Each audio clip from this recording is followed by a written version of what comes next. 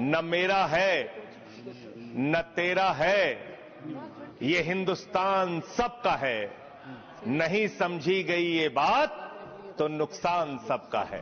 माना जाता है कि भारत में इंडियन आर्मी और रेलवे के बाद सबसे ज्यादा अचल संपत्ति वक्फ बोर्ड के पास है, खासकर उत्तर प्रदेश, जहां राजभवन, ज्ञानवापी, शाही ईदगाह जैसी कई महत्वपूर्ण संपत्तियां वक्फ के तहत मानी जाती हैं। रिपोर्ट्स के मुताबिक यूपी में 14,000 हेक्टेयर जमीन वक्फ संपत्ति बताई जाती है, जिसमें से 70% सरकारी रिकॉर्ड में दर्ज है। लेकिन सवाल उठता है कि आखिर इतनी जमीन वक्फ संपत्ति बनी कैसे? सल्तनत काल से लेकर मुगल दौर तक वक्फ संपत्तियां लगातार बढ़ती गई। ब्रिटिश हुकूमत के समय लंदन की प्रीवी काउंसिल ने इसे अवैध करार दिया, लेकिन 1913 के कानून ने वक्फ को कानूनी सुरक्षा दे दी।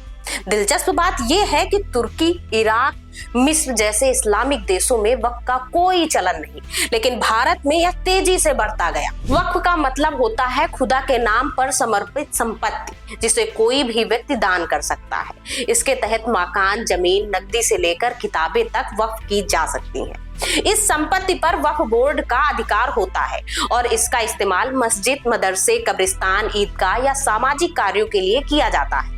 देश भर में 30 वक्फ बोर्ड काम कर रहे हैं, जिसमें यूपी और बिहार में शिया व सुन्नी वक्फ बोर्ड अलग अलग है। 2013 में हुए संशोधन के बाद इन बोर्डों को इतनी शक्ति मिल गई कि वक्फ संपत्तियों की बिक्री लगभग असंभव हो गई। हालांकि इसी के साथ इन संपत्तियों पर विवाद भी बढ़े और अवैध कब्जों की शिकायतें आने लगी। सर, सबसे पहले ये जो वक्फ प्रॉपर्टी होता है, इसका मैनेजमेंट, इसका क्रिएशन और इसका बेनिफिशियरी ये नॉन मुस्लिम के अलावा कोई और हो, किसी के पास हो ही नहीं सकता है। मुस्लिम के पास ही रहेगा, कोई नॉन मुस्लिम इसमें हस्तक्षेप नहीं कर सकता है। जो वाकिफ होता है वो एक मुसलमान ही होता है, और जो औकाफ बन जाता है, वो प्रॉपर्टी क्रिएट हो जाता है, उसको मैनेजमेंट कौन करता है? मुतावाली, वो भी मुसलमान ही होना पड़ता है। और किसके लिए वक्फ क्रिएट करता है? 3 पर्पस के लिए: धार्मिक, रिलीजियस पर्पस, अच्छा काम के लिए, पायस, भगवान के नाम में, अल्लाह के नाम में, और चैरिटेबल, भला के लिए, बच्चों के लिए, महिलाओं के लिए, गरीबों के लिए। तो वो मुस्लिम ही होगा।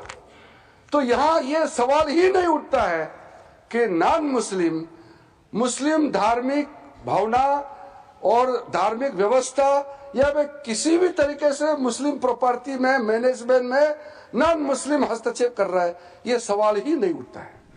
उत्तर प्रदेश में वक्फ संपत्तियों का दायरा काफी बड़ा है। लखनऊ का बड़ा इमाम बाड़ा, जौनपुर की शाही अटाला मस्जिद, फतेहपुर सीकरी में सलीम चिश्ती का मकबरा जैसे ऐतिहासिक इमारतें वक्फ संपत्तियों में शामिल। इलाहाबाद हाई कोर्ट की जांच में सामने आया कि वक्फ बोर्ड जिन संपत्तियों पर दावा कर रहा था, उनमें से सिर्फ 2 से 2.5% का ही सरकारी रिकॉर्ड में नामांतरण हुआ था। यानी वक्फ संपत्तियां तो बढ़ती रही, लेकिन कानूनी प्रक्रिया का पालन नहीं हुआ। अब योगी सरकार इन गड़बड़ी को सुधारने की कोशिश में जुटी है। नए कानून के जरिए उम्मीद की जा रही है कि वक्फ संपत्तियों से जुड़े विवादों का हल निकलेगा।